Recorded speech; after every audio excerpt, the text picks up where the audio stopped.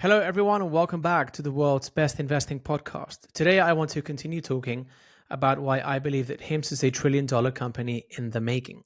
This week, we had very big news from the FDA. They just recently approved SS31, otherwise known as elamipretide, which is a peptide, of all things, for the treatment of Barth syndrome. It's very bullish for two reasons. One, it shows that the current version of the FDA perfectly understands metabolic health. And so that, as it pertains to this particular syndrome, which I'm going to explain now, but it means that they understand it fundamentally, and that therefore they understand how much of the chronic dysfunction that we experience today. So 70% of Americans today live with chronic disease versus just something like 7% in 1930. They understand how a lot of that, they absolutely understand how a lot of that comes from mitochondrial dysfunction. And then secondly, it means that this this instance of the FDA is actually leaning into peptides quite a bit. It's true that the FDA has a history of approving peptides, but it just happens to be that this peptide, generally what it does is it improves your mitochondria. This is not medical advice, by the way. Whatever you decide to do, please consult a physician, an actual professional doctor before you do that. I'm not your doctor, and so forth. This peptide, in my experience, and that's just my experience, because you guys know I went through a little bit of a rough patch following an incident in late 2021. But basically, in my experience, this peptide just fixes your mitochondria. And when you do, a lot of other things that do go wrong in your body end up getting improved. I have to being improved. I have to be careful with the wording and stuff because I can't promise outcomes or anything of the sort. But just generally going back to my experience, a lot of the things that I thought were incurable following this accident have actually done very well on this thing. I have a lot more energy, but I just feel like my whole body works a lot better after doing this peptide. What you have to understand is, how does this peptide work? What does it do inside a cell? And why does it work specifically for Barth syndrome? And then that sort of will help you understand why I'm actually so bullish on this. Before we get started, I made a post today explaining why peptides is such a big deal for HIMS. But HIMS is the only telehealth company in the US with a proprietary peptide manufacturing facility. And then we have the whole vertically integrated infrastructure to bring precision medicine at scale to everyone conveniently, safely, and at a very attractive price. So it's the combination of that infrastructure, the combination of the peptide component of the infrastructure, and the fact that peptides are just bubbling to the surface now, and I think the genie is out of the bottle. So if you look around on social media, you'll see more and more high-profile individuals coming out saying, "Hey, I've been doing this peptide or that peptide, and now I feel amazing. This thing that I thought was incurable, I now feel a lot better." So socially, on social media, the genie is coming out of the bottle, and then the regulation is coming very much in line. I can't specifically state, I can't make wide-reaching statements about peptides, but a lot of people that I listen to, let's just put it this way, a lot of integrative medicine practitioners that I listen to and respect, very well known in the US, including Dr. Mark Hyman and people like that, they say that peptides are widely very effective for a bunch of things that they use it for, and safe and all of that. So I think that everything is coming together to see an explosion here. And obviously, people's health post 2020 hasn't been the same for many individuals, at least. And so you have the whole market looking for answers. Even if you speak to many doctors, people that work at the ERs and stuff, they'll tell you they've seen many strange things over the past few years. And it's all this that I've been talking about that I can't speak about so freely here. Anyways, Barth syndrome, what is it? People that have Barth syndrome have a genetic mutation whereby they produce a form of cardiolipin which is not functional. Cardiolipin, in essence, basically makes the membranes of your mitochondria tight. Why is that important? Mitochondria simply, all they do is circle electrons back and forth in what is known as the electron transport chain. So it basically sends electrons from one direction to another, and then at the end of the mitochondria, if you want to put it that way, there's a turbine. So the electrons make the turbine spin, and then the turbine helps synthesize what is known as ATP, adenosine triphosphate, which is a molecule that humans use, mammals generally, and other similar beings use to store energy. So ATP then gets sent around your body, and then the molecule gets broken down wherever and whenever energy has to be used. So mitochondria basically are these components within a cell. They're actually bacteria that produce energy. And so when you have Barth syndrome and you have this genetic mutation, you're producing a form of cardiolipin which isn't functional. And therefore, the membranes of your mitochondria are leaky, meaning that these electrons that should have otherwise been perfectly funneled towards a turbine actually exit the mitochondria. And so it doesn't produce energy correctly. No wonder one of the main symptoms of Barth syndrome is weak muscles and organs not working properly. Generally, a wide-reaching bodily dysfunction just because your mitochondria are not working. So this is bullish for a number of reasons. One, the FDA, the current version of the FDA, perfectly understands metabolic health for them to approve this, and sort of the asymmetric nature of this peptide that I experienced myself. Two, they're obviously leaning into peptides. Insulin has been around for a long time. It is a peptide, so this is not the first time that the FDA approves a peptide for something. But it just so happens that this peptide is widely used in the integrative medicine world, holistic/functional medicine, to cure many things. So the world is full of integrative medicine practitioners that know, and patients that know that this peptide actually improves a lot of things that are widely considered incurable. Again, I'm not a doctor. I'm not your medical advisor or whatever. So whatever you choose to do, please go and speak to a professional licensed practitioner and all of that. But I don't think it's going to take a long time for people on social media to find out that this actually, according to many of these doctors, I have to be, again, careful with how I word this, is very effective for a bunch of, many conditions. One of the things that I experienced over the past few years with the whole thing of this protein that I keep talking about, which is basically like an highly inflammatory toxin and everything, is some dysfunction at the nervous system level, some dysfunction at the vascular system level, many of those things, many strange things. And actually many people that have had a similar quote unquote accident to me will know. I have to kind of speak in Morse code here a little bit. But basically by optimizing your mitochondria and again, the way this does it is just making them tighter so that the electrons don't leak out. A lot of these things just tend to resolve themselves just because generally in medicine, when you give an organ or a set of organs enough energy, this set of organs tends to fix itself. So with the predisposition, one for patient centricity, as is evident now with Kennedy Jr. and the FDA and all of that, the understanding of metabolic dysfunction as evidenced by the approval of SS31 for Barth syndrome, and then the whole thing happening on social media and sort of the rubber band snapping back from post 2020, this is increasingly evolving into a situation in which, in my view, peptides just capture the zeitgeist.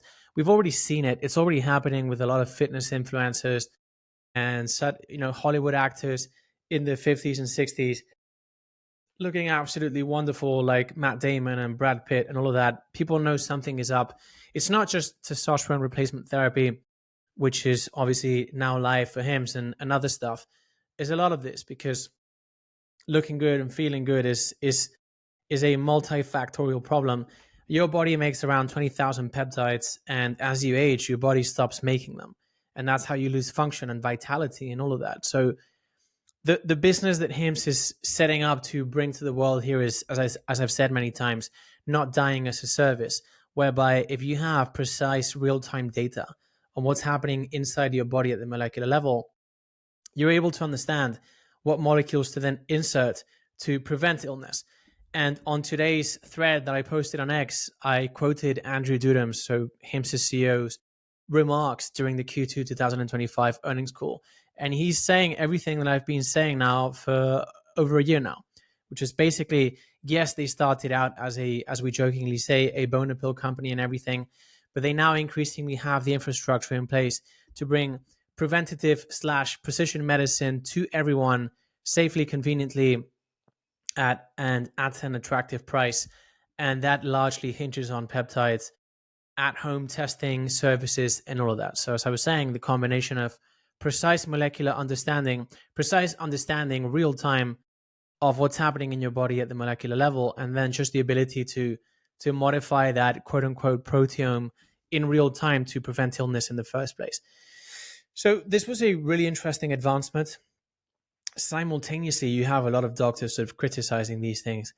Just to be clear, I'm not saying anyone should be taking anything 100%. I was forced into doing this because for me, I was degrading quickly following this incident, and I sort of framed it in terms of asymmetric bets, as I do with investing. Like, I was just researching why are things going wrong following this accident and trying to understand it on a first principles basis, and therefore what I can do. And I just identified a bunch of asymmetric bets. One of them is peptides, but there's a bunch of others. It's a bunch of things that are widely disregarded, but I won't talk about that here. That's not even my job. But this is tremendously bullish. Now, we saw some remarks from Andrew Huberman over the summer, I believe it was in August, saying that someone, quote unquote, someone is working with the FDA to change the regulation.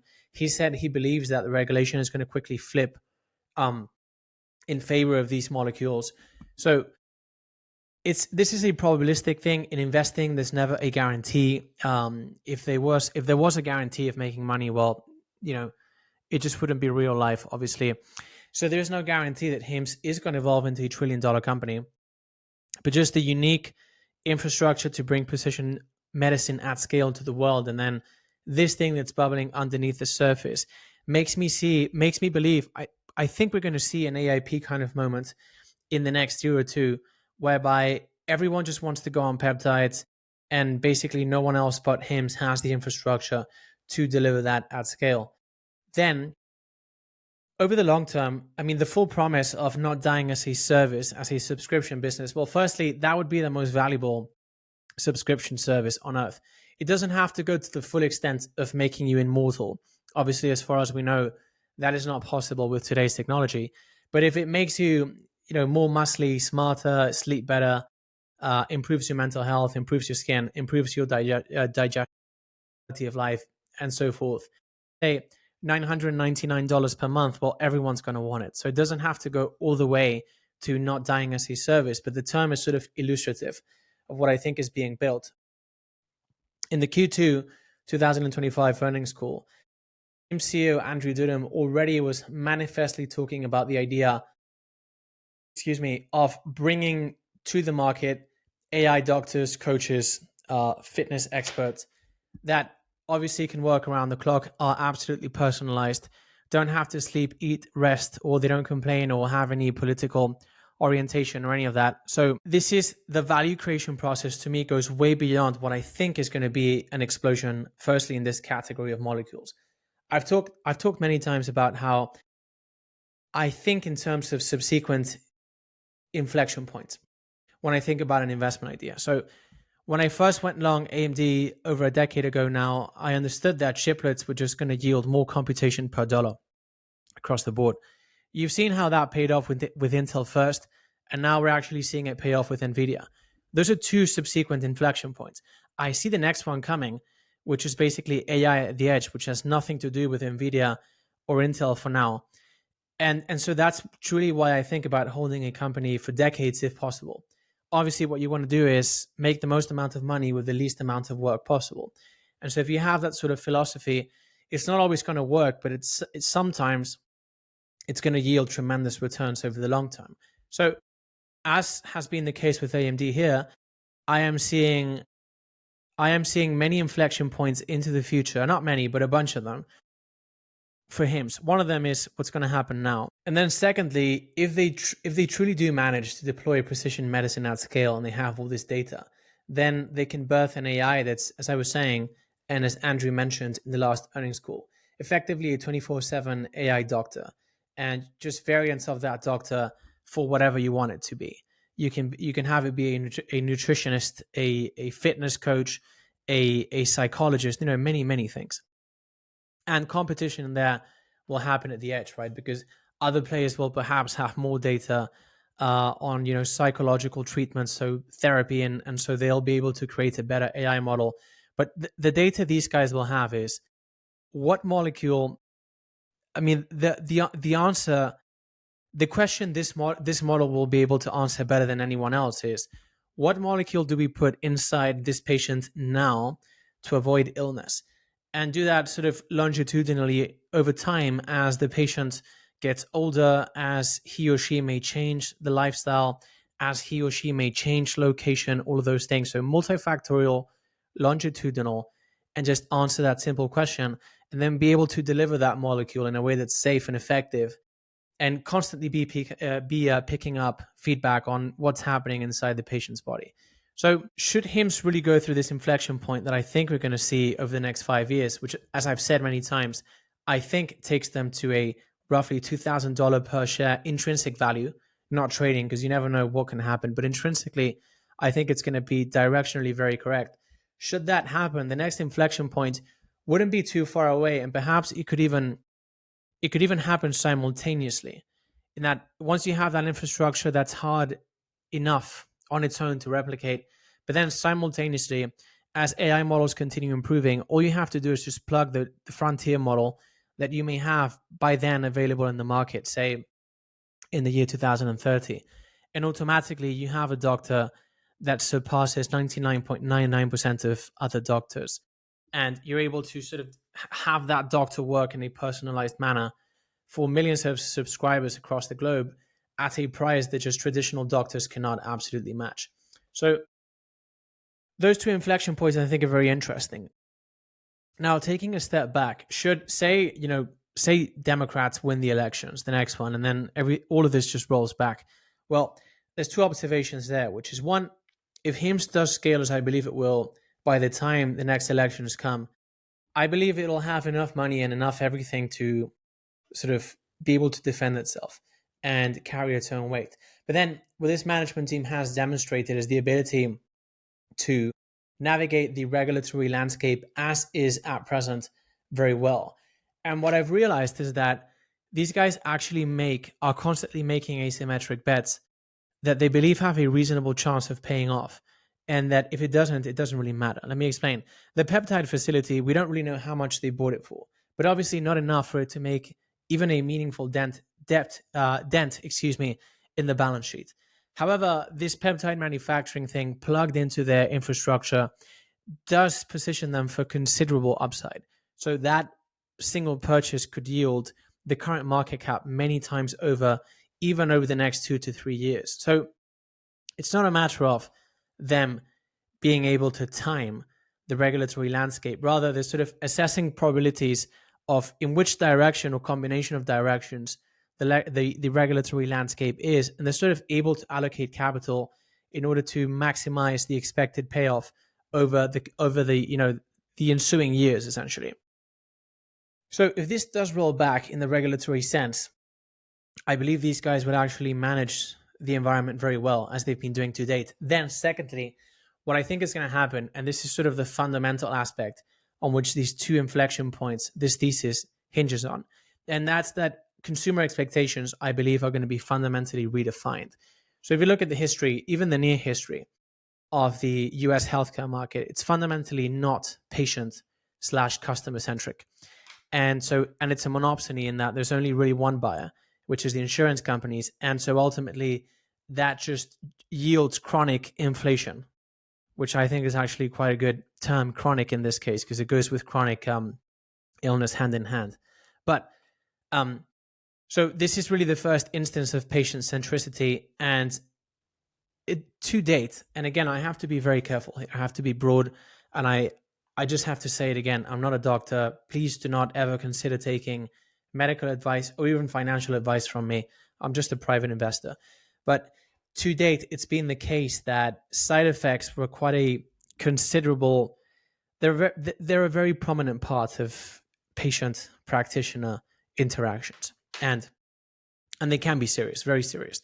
And that's because to date, we've been fundamentally using petrochemical-based drugs, which is per the way we synthesize them, we're just not sure what actual receptor they're going to be binding onto in the body. And in fact, they don't only bind to the receptor that we want them to bind to, they do so with a bunch of other ones. And that's how you fundamentally get side effects. Thing with peptides, especially the ones that are naturally found in the body, which By the way, modified GLP-1s are not exactly natural. That's why they do yield side effects.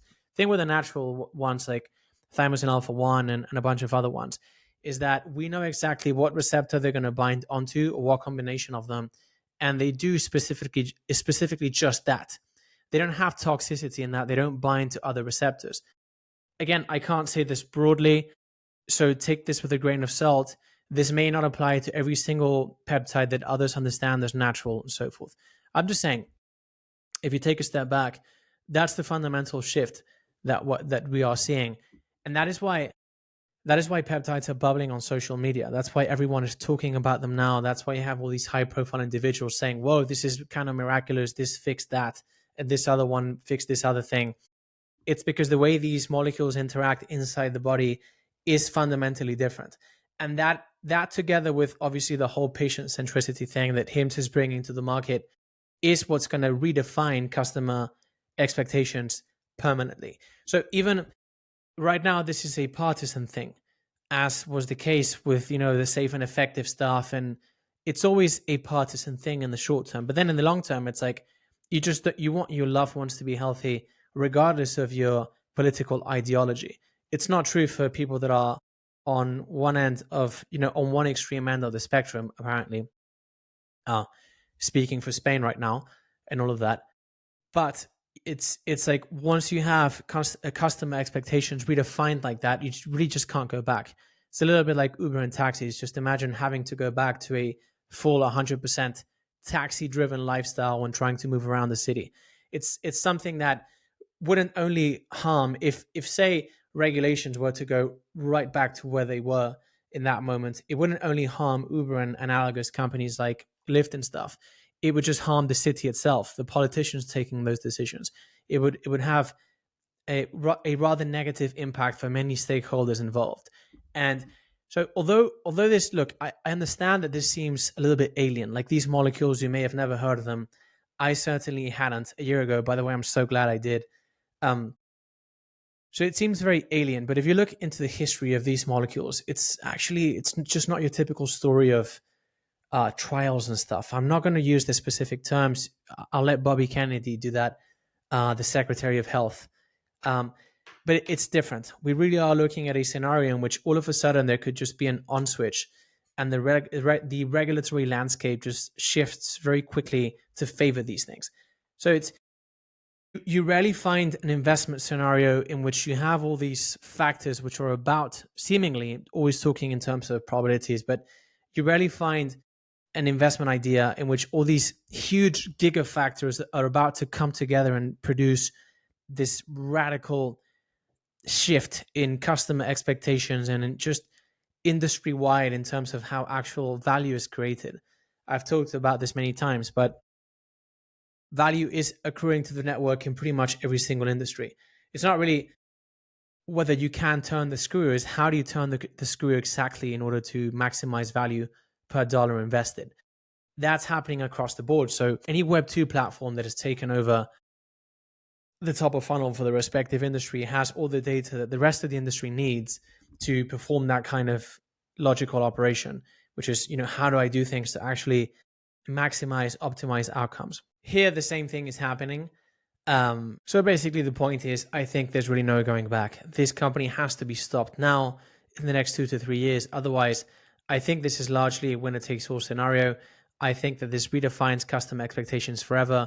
I think that this redefines the way states promise to take care of their citizens too, just because it's just a quantum shift in terms of how things get done. When I say stuff like 24/7 AI tutor for Duolingo or 24/7 AI doctor for HIMS, I don't think it sounds it's like a little bit of a fantasy, right? But if you look at the way AI models are advancing and stuff, it's just not. We are living in this world already. It's going to accelerate a lot, probably, so long as the AI scaling laws hold. And actually, we do not experience an an energy bottleneck. And I just think that I remain quite confident that in 5 years' time, we're going to look back and not quite understand what's happened in the world. Yesterday, I was talking to a friend. He's looking for a job, and so is his girlfriend. And he was saying, dude, there is a recession in white-collar jobs just because AI is making everyone so much more productive, and it's tough right now. And he says there's a lot of grads in London working from Starbucks, applying for jobs. He says like the environment is qualitatively different, and I believe that. The next 5 years are going to be highly disruptive to many industries, including this one. And you don't have to get every single thing right. So far, I got it right, and many of you did, very intelligently so, with digital twins. I got it right with Spotify. Now I'm betting hard on education with Duolingo and healthcare with HIMS. But if just one of these theses works out, as I do believe it will, including Palantir, by the way, I think I'm going to do very well. So I continue to play the odds in my way and per the way my portfolio is constructed. So actually, when people say, well, is everything for you a 100 bagger? No, because I only own 6 companies. And I obviously go very hard in these companies, which means that not everything is a 100 bagger for me. But I do think in terms of 100 baggers and 10 baggers all of the time. I guess it's sort of a modern way to express something that maybe Charlie Munger would have expressed when buying Costco, which is, look, I perfectly understand the value creation process of this company. It's led by world-class managers, and therefore I'm happy holding for 10, 20, 30 years, essentially forever. I guess he would have been seeing these inflection points that I talk about too. This is common for other long-term investors. And so when you talk about 10, 100 baggers, it's a kind of dopaminergic social media way to express things. But it definitely is how my brain thinks about these opportunities. And actually, many of you guys that now have known me for a long time know that's how I pursue opportunities. I think in those increments naturally, and that's really the only point of stock picking, in my opinion. If you don't think like that, and you don't really know or are confident in the fact that you are buying businesses that can have essentially infinite growth potential, you're really wasting your time. I think that even if you do believe that, statistically you are wasting your time by stock picking, and should most likely, if you abide by these statistics, you should go and become an index fund investor. But man, if you're not thinking in terms of those increments, you are absolutely 101% most likely wasting your time. Anyways, guys, I look forward to continue seeing the evolution of the regulatory landscape because it's shifting quickly. I continue monitoring what's happening on social media. This is, in effect, a thesis that hinges on a social arbitrage, for those of you that don't know, because the peptide thing is just bubbling all the time. If you type peptides into the X search form, you'll get so many people in real time talking about this. It's happening. It's extraordinary. It's exciting. So I remain long, obviously.